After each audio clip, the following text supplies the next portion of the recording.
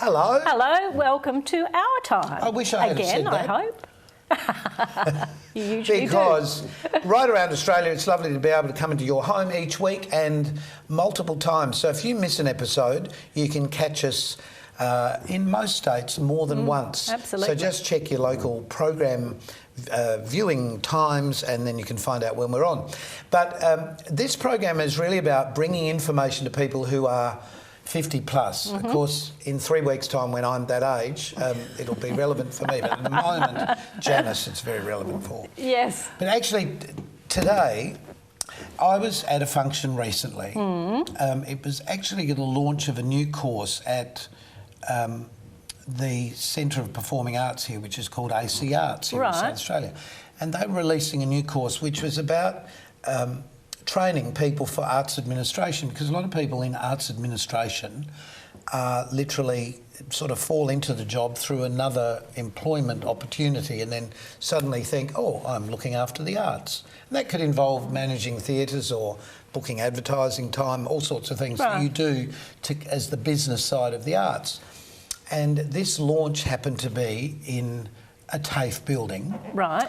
And we are very happy to have the lady who's responsible for looking after everything. We are very Madeline happy. Frost is with us. Hi. Welcome. Hi. Lovely to be here. So it was a very opportune meeting because I didn't know until we talked, and that's that networking thing that happens, that TAFE offers courses, the TAFE organisation offers courses for people of all ages. But first of all, what is TAFE? TAFE is an acronym for Technical and Further Education. Aha. Yeah, I didn't know that. TAFE SA, many people probably don't know this, but TAFE SA is we're the largest public provider of vocational education and training in Australia. And we train over 80,000 students a year in 1,300 qualifications, which is actually more than the 3 universities in South Australia put together. Wow. So we're a very, very big organisation. TAFE is all over Australia? There are TAFEs in the other states, but TAFE SA is actually the largest provider. And where we came together, we were actually 3 separate institutions, and now we've come together as one. So we're one TAFE organisation in South Australia. So your title it covers an awful lot of things as well when you think about it. The way our organisation is set up is that there are 6 different, they're called business units, but they're like faculties really. And so there's community services, health and lifestyle.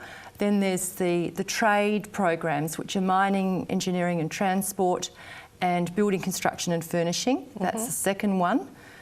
Then there's primary, industries, animals and laboratory sciences.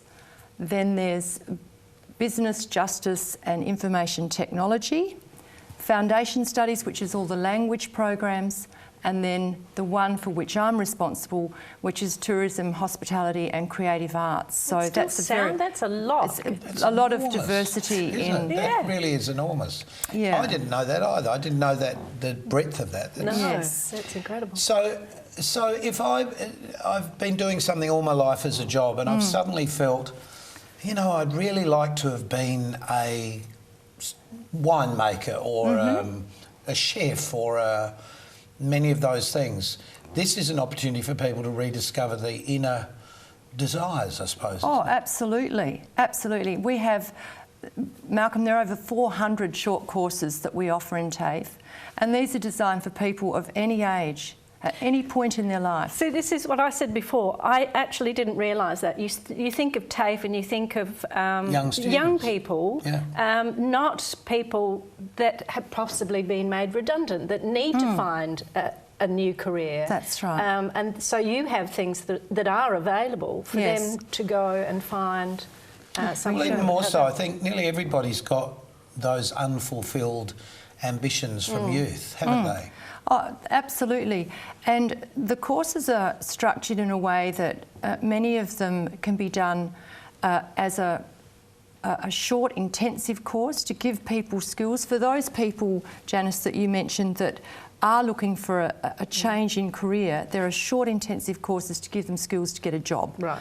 Then there are other courses that are maybe one night a week or during the day as well for people who want to develop a new skill or go and have a cooking class or learn wine appreciation. It's living life, isn't it? In fact, I did want to talk tonight particularly about one of our main group of short courses that we offer out of the business unit, which is called our Regency Gastronomic Adventures program. That's actually the title of it.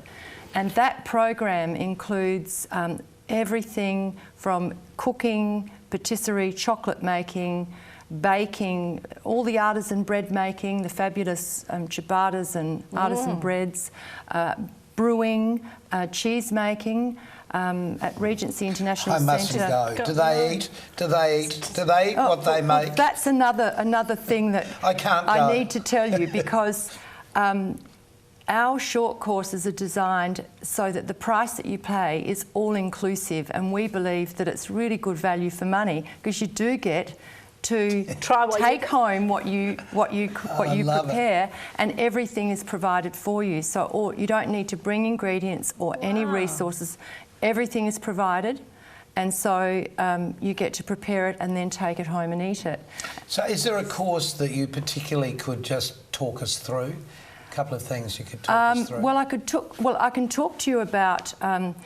Well, there's a lot that I can talk to you about. Let me talk you through. Well, we're going to have you back. That's what I really want to let people know, that because of the breadth of this subject, we'd love to have you on regularly, so that or you or somebody from one of the courses that can give us some more information. Well, there is so much. I mean, with 400 courses, there's so much to talk about, because there's all the arts courses, there's beauty courses, there's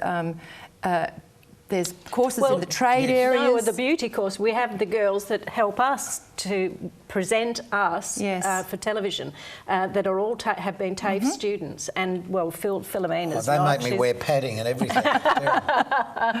I think that some of your viewers might be interested in. Especially people that are out in the community that might like to come in groups together, because the way that we deliver the courses in cooking, people can come in and watch a demonstration from a master chef, and then can go and break off into smaller groups and prepare the food in a team. Right. And we have a lot of groups of people, community groups, that like to come in and work like that. Or the other alternative is you can just have an individual instructor and you actually learn the craft yourself while you're there, of chocolate making, cake making, small good making. One-to-one. Yeah. But within a group environment. Within a group environment. Yeah. But brewing, we run mash brewing courses. In fact, we've got one of those running at the moment. Cheese making, so you can come along and do an intensive course in how to make cheese. The courses that are really popular at the moment are a lot of our artisan bread courses, because we've come a long way with bread making in Australia. You know, once upon a time, not long ago, if I remember, people had white bread, sliced bread and wholemeal bread, and now the breads are just amazing. It was either fresh or it wasn't. The cup sort of thing. A couple of these instructors that teach the bread making, they are artisan bread makers. So in fact, but this is what we're sort of looking for. And whilst we're talking about South Australia, we also have the opportunity here to remind people that TAFE is all over Australia. That's right. So it's just a matter of maybe having a look online, and finding the contacts and so on. But this little booklet gives you a whole lot of information. I just see on the back here it says how to book and how to contact.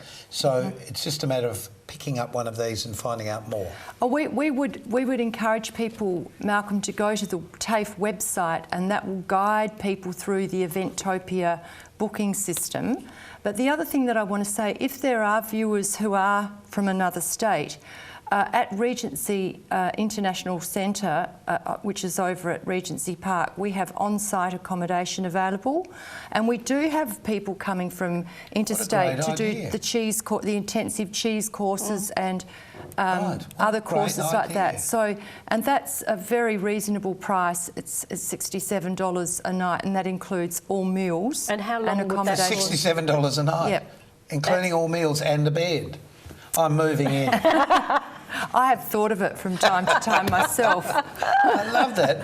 But how long would that course be? How long would that... Well, for example, you might want to come over to do an intensive cheese making course of 2 weeks or 1 week, or a mash brewing course of 1 week.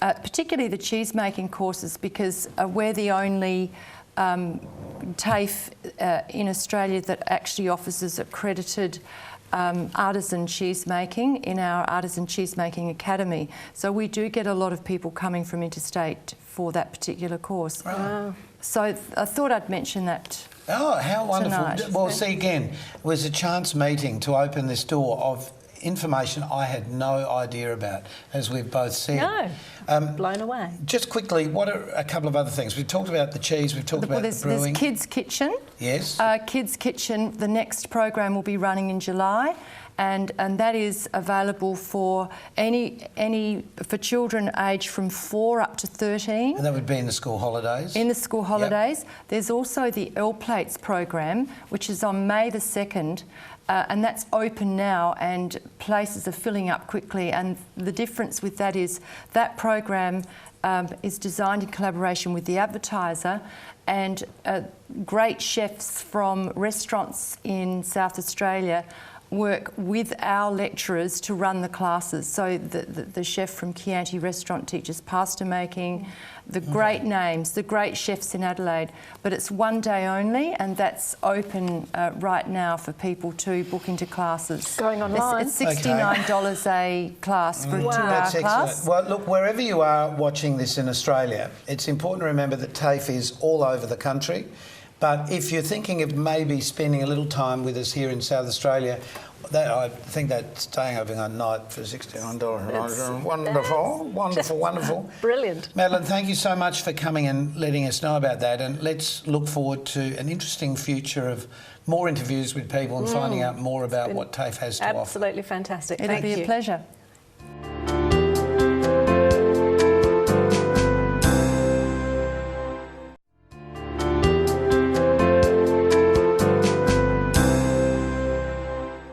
Thanks for watching Our Time, and my name's Peter Seller. My next guest on the program is Alan Strickland. Now, Alan is from the Alternative Technology Association, and welcome to you, Alan. Hi, Peter. Now, we're all concerned with energy consumption, the cost of electricity, the cost of gas. Firstly, what's your take on all of this from your organisation's perspective? How did you come about with this? Well, if I can just tell you what the Alternative Technology Association is, we're a community organisation based Australia-wide. We're based in Melbourne with branches with volunteers such as myself in all states. We take an interest, educate people, promote in the areas of energy efficiency, especially better house design, renewable energy, electric cars, waste recycling, water management, all sorts of good stuff that generally falls under the banner of sustainable living. We produce 2 magazines. There's Renew, which is a quarterly magazine that's highly practical, how to do it, how it's done, who's doing what the latest news in renewables, energy efficiency is. And we have Sanctuary magazine, which is a highly inspirational magazine full of case studies of energy efficient houses. Now, these days, there's lots of alternatives. You've got solar power, wind power, gas, electricity. We were chatting off air earlier that gas may not be the way of the future as far as cooking and things like that in the home and heating the home. Well, the ATA produced a study recently titled Are We Still Cooking on Gas? And the study you can find on their website, which is www.ata.org.au. And that looked at the respective costs of gas and electricity as the meter, and also how well the appliances are in a home, concentrating on space heating, water heating and cooking, just how well the appliances use gas and electricity. And the conclusion was that for new homes, going all electric is more cost effective than having both gas and electricity. and it's concluded that for existing homes, changing to energy-efficient electrical appliances is also cost-effective. We're not saying that there is a mass movement away from gas. It's simply that in recent times, with the development of energy-efficient electrical appliances, this seems to be the trend, and the sort of case studies in Sanctuary magazine indicate that people in energy-efficient houses are all electric, using energy-efficient appliances. Well, that's interesting, because often people think, oh, gas is the cheaper product, but it's not. We were discussing also, it's not as efficient, for example, on your cooktop. Give us a couple of, you've got halogen now, you've got your regular electric cooktops and rings, and the gas. Tell us which is better. Obviously the halogen is the very latest one, isn't it?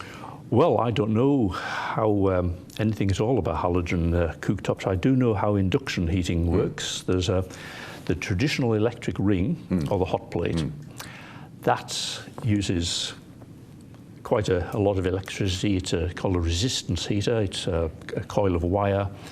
It takes a long time to heat up. It does. You put a current through the wire, it heats up slowly. You've got this massive steel or iron to heat up, and anyone who's tried to heat up, to boil a litre of milk on an electric cooktop knows to their pain how difficult it is to control it and stop it boiling over. Gas, people love gas. Cooking on gas is an old expression. People like gas because you can see what's happening, you turn it on, you ignite it, the flame comes up, you can see how much heat there is there, it's instantaneous, it's also fairly controllable. You turn it down, you turn it off, the heat disappears completely. But the induction cooktop, that's a fairly new development that uses a magnetic field which is generated electrically, and that induces a current in the steel or the iron pan. You must use a steel or iron pan, and that heats up the pan only. It doesn't heat up the surrounding air. There's no loss around the sides of the pan. As you guess in gas, you know how gas tends to heat up the room as well. Yeah. They say that only 40% of the heat of the energy value of gas actually reaches the food. In induction cooktop, 80% of the energy in the electricity gets through to heat up the food. And it's also highly controllable. Yes. As soon as you turn it off, the heat disappears completely. Instantly. You can turn it down to a very low level, lower than you can with gas, so that you can actually simmer better with an induction cooktop than with gas. Sounds fantastic. Well, so we've got dinner taken care of. What about heating the houses, heating your home now these days? There's all sorts of solar panels, all sorts of different construction methods. We talked about the good old days when you had a bullnose veranda, return veranda would keep your house nice and cool. In the past, that's gone by the wayside, and people are using different ways of heating and cooling. Well, let's talk about space heating, which is just your general radiators, electric bar heaters, oil-filled radiators. They are the traditional way of heating a house electrically. You've got your gas heaters, where you ignite a flame and with an electric fan that distributes air throughout the house. But now we've also got heat pumps. Now, heat pumps have been with us for a long time in the form of a fridge, which is actually a heat pump. It pumps heat from the food compartment and gets rid of it through the back of the fridge. But we've got the reverse cycle air conditioner. That, in heating mode, takes heat from the air outside. That's called low-grade heat. It will concentrate that and it will deliver it to where the heat is needed from what we call high-grade heat. If I can just explain very quickly how a heat pump works. It's got an electrically driven compressor, which pumps a fluid called refrigerant around a closed loop. The closed loop consists of a coil of copper tube, a pressure reduction valve, and another copper coil. When refrigerant is compressed, it heats up dramatically. It gets very, very hot, and the first port of call is the first coil of tube. We'll call that the hot coil. That's put in the heating duct of the house, or if you're using it for water heating, you put it in the water to be heated, and that takes the heat from the hot refrigerant and is used for heating the room or the water. So this is all very well, but a lot of people want to overheat their house, like they put the thing on at like 28 degrees or whatever, and I think the average temperature in most office buildings or any building is like about 23, 24. So you don't want to actually crank up the temperature because you're losing out, you're making it hotter than you need to be, as it needs to be. Well, that is right. The heat pump is highly efficient, but you just set the temperature as you would with a reverse cycle air conditioning. You've got the unit on the wall, which you dial in the temperature, whatever you're comfortable with, 22, 23. On a stinking hot day in Adelaide, I sometimes have hours at 24, and my wife complains. But what about solar power? You said so many houses now have solar panels for heating water and other things. Is this the way to go? Are you going to see more of this in the future, or for heating a house as well as water? Yes.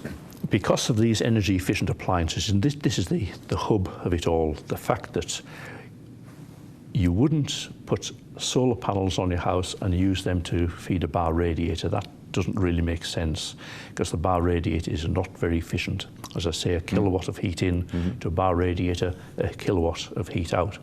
However, if you're using that solar panel to operate a heat pump, you're getting 3 or 4 times the energy out in the form of heat compared to the energy that you're putting in to the compressor to run it. It's called a coefficient of performance. Okay. If you look at reverse cycle air conditioners in the shop, that'll tell you how much energy is going in and how much energy is coming out. And currently, you get between 3 and 4 times the amount of heat energy or cold energy out compared to the electrical power needed to drive it. Yes. There's a theoretical maximum of 8, so we've still got a lot of room for improvement. And on solar panels, the cost of those has just dropped dramatically. Yes. 10 years ago, before the renewable energy target, well, before rebates came in and the feed-in tariff came in, the early adopters were putting in a 1 kilowatt system and it cost them $20,000. Nowadays, you can't buy a 1 kilowatt system, they're too small, but a 1 kilowatt system costs about 1/10 of that. Yes. Alan, it's a fascinating subject, and we will talk, I think we'll get you back, because we'll talk about wind power, we'll talk about electric cars, all sorts of things like that. Alan Strickland from the Alternative Technology Association, thanks for your time, and it's been fascinating talking to you. Thank you, Peter. Thank you.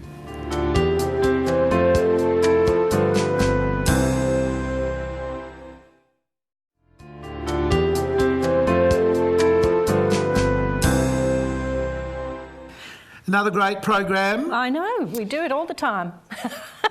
Speak for yourself. It was great hearing from Madeline about all of those courses, and I truly didn't know that any of those things existed. No. And I can't believe you can stay there for such a small amount of money. No. So you can have a holiday in Adelaide if you like. But talking about the renewable energy and solar panels, I have a thorn in my side. Oh, Janice, gosh, can I take it out? I wish you could. Because I, like so many Australians, decided to have solar panels put on, thinking that was the future, and we should all do that to try and alleviate, the issue of the atmosphere and the CO2 and so on.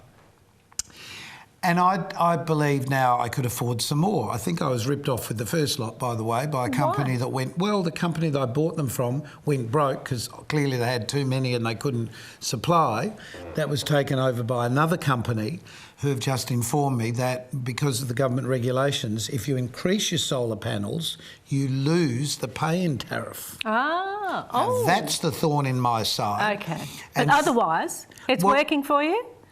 Not as well as it's supposed to, because it's a bit conned in the whole situation. So we've all got to be careful of that. So until next time on Ad Time, check it out for yourself. Absolutely. And look after yourself. Thanks for joining us. Keep See you later. Nice. Bye.